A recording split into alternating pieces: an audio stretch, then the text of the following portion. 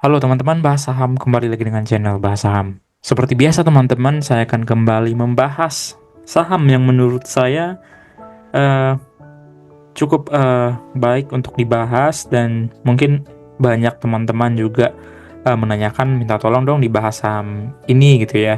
Dan saya rasa juga emiten ini tidak terlalu buruk juga dan cukup bisa untuk dibahas di episode kali ini gitu ya teman-teman, yaitu saham INKP atau Indonesia Pulp and Paper.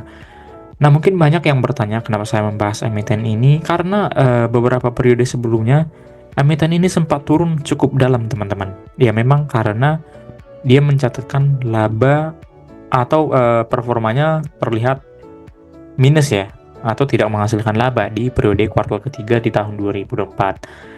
Nah, kenapa saya tertarik membahas emiten ini? Karena tentunya banyak dari teman-teman yang eh, mungkin bertanya bagaimana dengan kelanjutan INKP. Mungkin banyak saya lihat di sosial media yang berhubungan dengan saham dan investasi, banyak yang bertanya, kenapa sih saham INKP ini menurun terus gitu ya? Padahal ya walaupun dia memang rugi, tapi apakah masih ada harapan? Kira-kira seperti itu. Nah, jadi langsung saja untuk emiten ini saya akan membahas secara garis besar seperti biasa teman-teman investor dari sisi teknikalnya dan juga dilanjut dengan sisi fundamentalnya. Nah, langsung saja dengan singkat. Yang pertama dari sisi teknikal ya teman-teman investor. Untuk sisi teknikalnya memang terlihat ya. Saya mengambil grafik bulanan di sini dan terlihat untuk emiten INKP ini memang beberapa bulan terakhir ya, 3 bulan terakhir ini sampai dengan bulan Desember ini dia candlenya merah dan bearish ya. Ya, walaupun memang secara eh, data dari periode-periode sebelumnya, saya sendiri juga tidak menyangka bahwasanya emiten ini akan turun kembali dari titik 8.000 gitu ya. Karena 8.000 ini sebenarnya menurut analisis saya awalnya dulu itu menjadi titik support kuatnya. Nah, langsung saja kita coba tarik horizontal ya. Untuk 8.000 ini kenapa saya katakan menjadi titik support kuat? Karena terlihat sebenarnya jelas ya teman-teman, di periode-periode sebelumnya ini juga 8.000 ini pernah menjadi titik pantul ya. Yang pertama ini nih, di tahun 2018 sebelum dia mengalami yang namanya periode bullish gitu ya teman-teman. Nah, di sini pernah memantul sekali. Saya coba tandain ya teman-teman. Di sini pernah memantul. Kemudian di periode 2024 juga nih di Januari ya. Untuk lebih jelasnya saya coba tarik lingkaran di sini untuk menandain. Dan juga di sini sering bertahan beberapa periode nih di tahun 2021 sampai dengan tahun 2022 di angka kurang lebih angka 8.000 ya.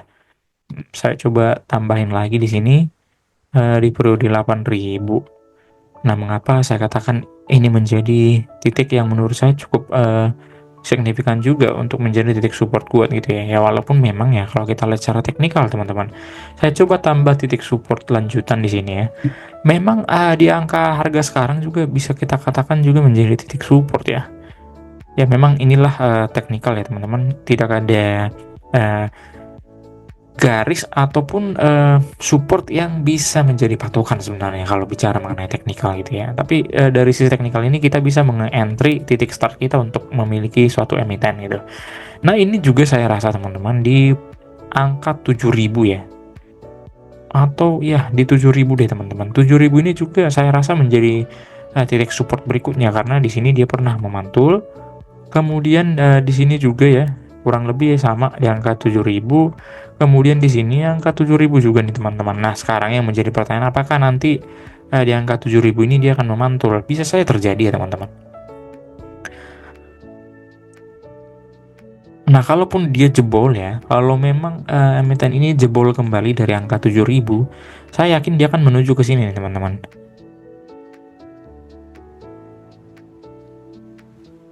Angka 6.200-an ya. Kalau saya coba tarik di sini ya angka 6.200 saya rasa menjadi titik support berikutnya. Tapi yang menjadi pertanyaan apakah dia akan menuju ke sana gitu ya.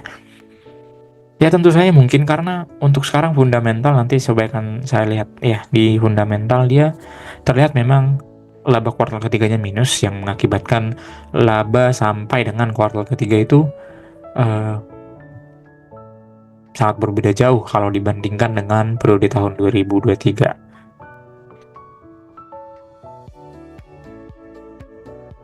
Nah, kalau menurut analisis saya pribadi nih, dari sisi teknikalnya, apakah dia kemungkinan besar menuju ke angka 6 ribuan gitu ya? Di angka 6.900 atau 7.000 dan juga bahkan ke angka 6.200 ini. Kalau saya pribadi sih bisa saja terjadi teman-teman. Bahkan bisa saja mungkin terjadi menuju ke angka 6.000 nih. Ke angka 6.000, tapi kalau menuju ke bawah 6.000 sih saya rasa sulit untuk dijebol gitu ya. Nah, sekarang kita coba lanjutkan dengan melihat grafik secara weekly ya. Nah, secara grafik weekly terlihat memang ya untuk posisi emiten ini memang bearish ya teman-teman ya. Dan makanya tadi saya katakan di angka 7.000 ke angka 6.000 bisa saja terjadi.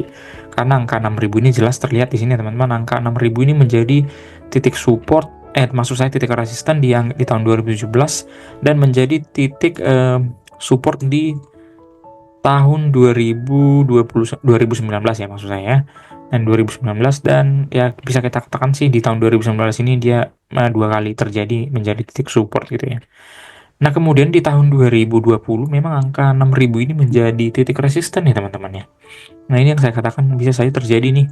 Karena di sini dia menjadi titik resisten angka 6.000 ini. Jadi kalau melihat pencapaian emiten ini performanya sampai dengan kuartal ketiga yang menurun signifikan ya, karena diakibatkan tadi secara per kuartal dia mencatatkan rugi di kuartal ketiga saja, itu mengakibatkan labanya sampai dengan kuartal ketiga itu ya berkurang signifikan kalau kita bandingkan year on year ya.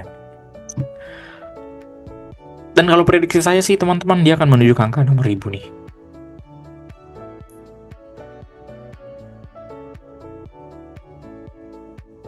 Kalau kita lihat kembali teman-teman dari sisi grafik daily ya, nah ini yang menarik menurut saya teman-teman investor. Untuk grafik daily-nya dia menimbulkan banyak gap ya di atas ya. Yang pertama itu ini nih, di angka 8.000 ini teman-teman. Ya tentu saja saya yakin sih emiten ini suatu saat akan diangkat kembali nih ke angka 8.000-an karena di sini ada gap. Dan kalau coba kita lihat perhatikan ya, apakah masih ada gap di harga lainnya gitu ya. Ya mungkin hanya itu saja ya di angka 8.000 teman-teman. Jadi potensi ke angka 8.000 itu sudah cukup terbuka sih menurut saya ya. Karena emiten ini juga cyclical ya. Kalau harga pulp dunia itu meningkat ya kemungkinan besar untuk harga emitennya juga sih meningkat. Nah, sekarang kita coba lihat nih teman-teman dari sisi fundamental. Nah, kenapa saya coba membahas emiten ini? Karena dari sisi fundamental sebenarnya ya tidak terlalu buruk lah gitu ya. Nah, untuk emiten ini kan sudah mengeluarkan laporan sampai dengan kuartal ketiga ya teman-teman ya. Kuartal ketiga dia memang hanya mencatatkan laba di angka 3 triliunan.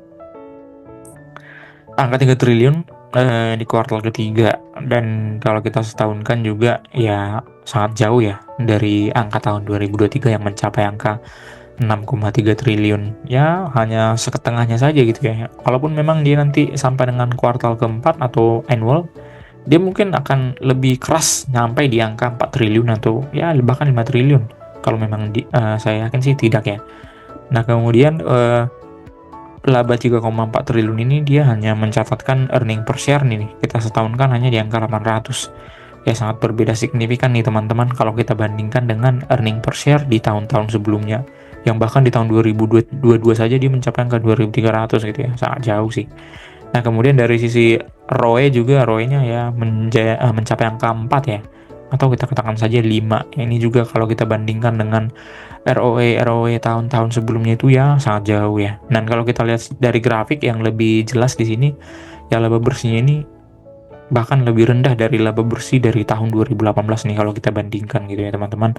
Nah, ini kenapa saya sedikit pesimis sebenarnya untuk emiten ini bisa bertahan di angka 7.000 itu tadi. Makanya saya katakan bisa saja dia jebol ke angka 6.000 gitu ya teman-teman. Nah, coba kita lanjut dari sisi ekuitas, dia memang meningkat 1% ya. Ya, ini juga cukup kecil ya teman-teman, peningkatan ekuitas dalam setahun full atau sampai dengan kuartal ketiga hanya mencapai 1%. Nah, kemudian dari sisi utang, nah ini juga perlu kita perhatikan ya, menjadi concern kita teman-teman investor. Di sini utangnya meningkat signifikan ya. Memang untuk emiten ini dia kan sering menerbitkan obligasi yang juga imbal hasilnya itu cukup tinggi saya rasa teman-teman, mencapai angka 9% atau 10% per annualnya gitu ya. Nah, jadi otomatis untuk jumlah utangnya juga meningkat. Nah, ini juga perlu diwaspadai ya, karena untuk total utangnya dibandingkan dengan ekuitasnya sudah mencapai angka 0,8, hampir mencapai angka 1 teman-teman, perlu diperhatikan juga ya. Nah, kemudian dari sisi kas ya tidak terlalu masalah ya, no problem. Ini juga posisi kas pada akhir tahunnya mencapai 25 triliun. Ya, tapi kalau kita bandingkan dengan utang sih, ya ini cukup kecil ya teman-teman, karena utang emiten ini juga jujur cukup tinggi gitu ya.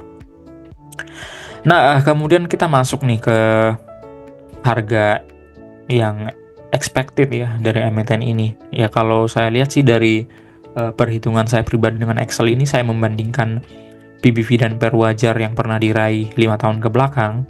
Terlihat di sini untuk harga wajarnya itu berada di angka 10.000, dan secara PBV atau PER juga ya secara wajar lah gitu ya. Emiten ini seharusnya sih menurut analisis saya pribadi ya, disclaimer on teman-teman ya, seharusnya sih masih wajar dihargai di 10.000. Ya tentunya nanti kalau memang sudah performanya itu bisa semakin meningkat lagi gitu ya teman-teman. Dan di harga sekarang di angka 7.000 sih ya tentunya menuju ke angka ekspektasian gitu itu cukup tinggi gitu ya. Ya kurang lebih mencapai gain 40%-an lah. Ya kalau memang itu terjadi gitu ya teman-teman. Tapi saya cukup pesimis sebenarnya ya. Karena tadi performanya menurun signifikan, terlihat dari grafik laba bersihnya yang cukup menurun ya di sini ya teman-teman. Nah, kita coba lihat lagi nih teman-teman ke teknikalnya. Ya kalau memang kita sebutkan nanti, kalau saya pribadi sih emiten ini kemungkinan besar akan menurun kembali nih ke angka 6.000 gitu ya. Jadi kalau memang teman-teman investor mau membeli, ya sebaiknya tunggu saja di angka bawah 7.000 gitu ya, di angka 6.000-an. Nah, mungkin sekian pembahasan saya singkat mengenai emiten ini teman-teman. Boleh diberikan komentar, dan juga jangan lupa klik like dan subscribe untuk kemajuan channel ini menghadirkan edukasi mengenai saham dan juga pembahasan mengenai emiten atau saham di Indonesia maupun di dunia. Terima kasih.